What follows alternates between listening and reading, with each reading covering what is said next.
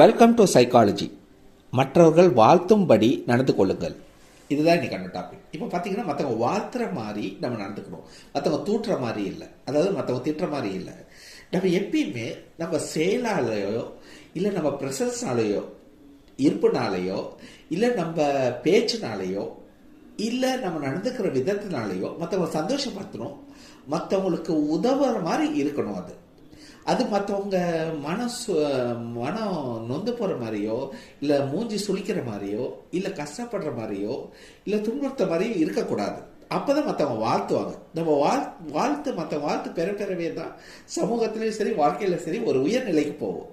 நம்ம மற்றவங்க கிட்ட திட்டு வாங்கிட்டே இருந்தோம்னு வச்சுக்கோங்க, அதாவது மனசில் திட்டினாலும் சரி வெளியில் திட்டினாலும் சரி அவங்க திட்டினாங்களாகவே நம்ம சரியாக வாழலைன்னு அர்த்தம்.